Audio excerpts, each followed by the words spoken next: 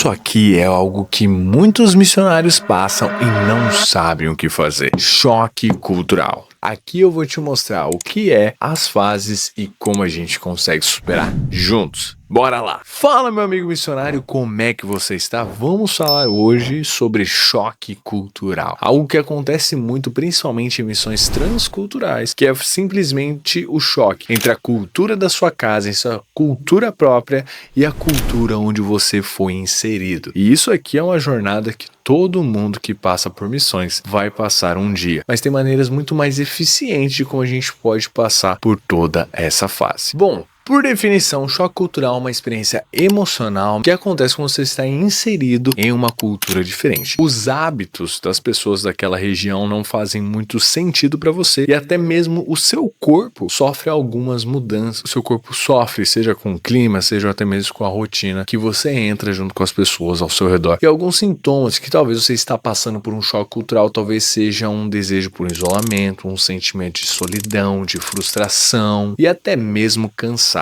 E isso pode se aprofundar até mesmo em medo, insegurança, saudade, mas também irritação, confusão mental e até mesmo perda de identidade. Isso sem dúvidas é agravado por questões como barreira da língua, pela falta da sensação de comunidade, de família na geografia que você está agora e obviamente expectativas que foram frustradas, que foram quebradas. Então realmente choque cultural não é só algo teórico, é algo que acontece em muitas vidas de muitos missionários ao redor do mundo nesse exato momento. E agora nós vamos passar pelas fases do choque cultural. Bom, a primeira fase que eu tenho para compartilhar com você é a lua de mel. Ou seja, é quando o avião aterrissa nessa nova localidade, nessa nova geografia e tudo é mil maravilhas. A comida é incrível, as pessoas são super interessantes, você é praticamente uma atração porque você é novo, então tudo é muito novo e tudo é incrível. É literalmente uma lua de mel, onde tudo é perfeito. E isso pode durar em torno do primeiro e do segundo mês nesse novo local. Agora a gente vai para a segunda fase, que começa a aparecer depois do terceiro mês nessa nova localidade, que é a fase da negociação. Aqui nós conseguimos ver como a barreira de idioma, frustração e até mesmo choques com o padrão de higiene, o padrão de comida que talvez você não tinha notado, segurança, o ritmo da vida pode gerar em você uma pequena sensação de solidão. Talvez sou um estranho nesse lugar e todo mundo é diferente de mim, não tem ninguém parecido comigo. É o famoso eu não estou entendendo nada e ninguém me entende. Aí o tempo vai passando, entre o sexto mês e até o 12º, a gente entra numa nova fase, que é a fase do ajuste, que é quando você começa a entender o ritmo das pessoas, você começa a se acostumar com certos hábitos da população e até mesmo com o comportamento de algumas pessoas. Então, de fato, os ajustes eles vão vindo. Porém, aqui nessa fase, nós temos 3 perfis de pessoas que são muito marcantes e que de fato acontecem. O primeiro perfil é da pessoa que de fato não conseguiu se ajustar, são os rejeitadores, que eles realmente rejeitaram a cultura, não se enturmaram, não conseguiram se habituar e agora eles caminham por um caminho muito perigoso, que é o de isolamento, que eles vão nessa direção de ninguém me entende mesmo e é isso aí. Também nós temos os cosmopolitanos, que são aqueles que conseguem equilibrar a cultura que eles têm com a nova cultura que eles estão inseridos. Então eles conseguem fazer esse equilíbrio muito bem de novos hábitos, mas também manter certas tradições próprias, certas coisas que são próprias da nação que ele veio. Então o cosmopolitano ele é marcado por esse equilíbrio. E o terceiro perfil de pessoa que a gente pode ver nessa fase de ajustes são os adotantes. São aqueles que pegaram a cultura e mergulharam de cabeça, que absorveram da língua, que absorveram de várias outras questões culturais, hábitos, entre vários outros itens e de fato estão vivendo uma vida nova naquele local.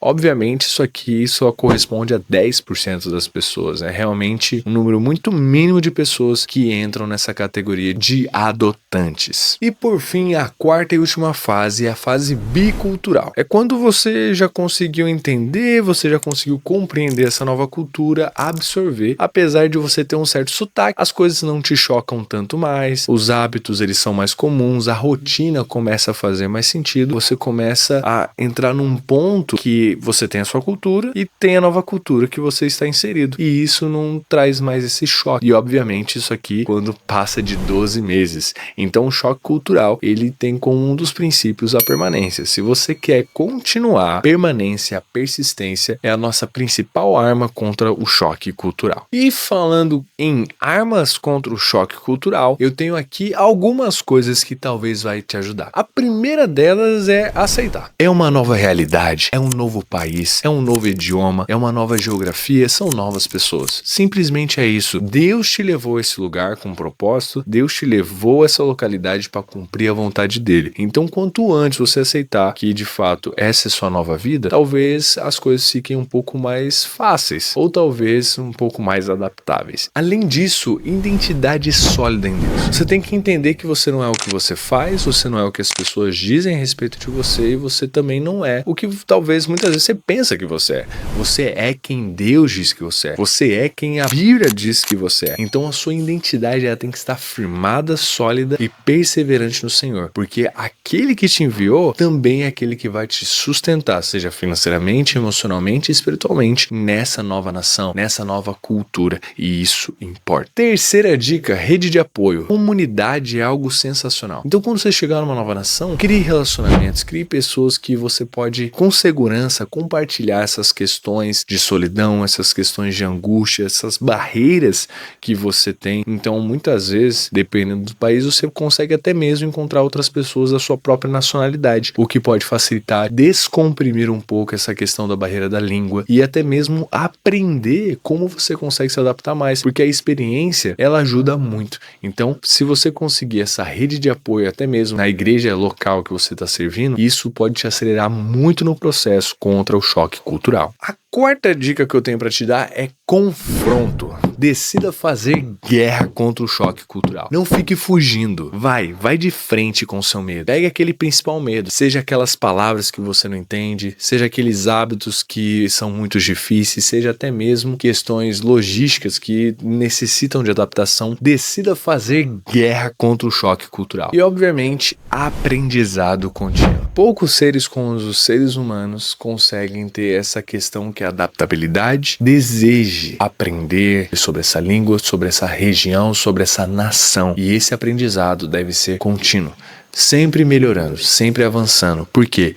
O Senhor te chamou para uma grande obra e Ele confiou em você para levar o Evangelho a essa região, para criar relacionamentos que vão desenvolver aberturas para a pregação do Evangelho e a expansão do Reino de Deus. Então, aprendizado contínuo importa. Nós chegamos no final desse vídeo e uma das coisas que eu quero que você entenda é que choque cultural não é um atestado de fracasso, mas sim de fato um crescimento. Crescer dói. E dói muito, mas só que é benéfico. Uma hora você vai entender que essa dor vai gerar frutos. A perseverança é a chave do negócio. É o que vai fazer você sair da lua de mel até a fase do bicultural. E aí você conseguir crescer e fazer o que Deus mandou você fazer nessa localidade. Meu amigo missionário, eu vou ficando por aqui. A gente se vê no próximo vídeo.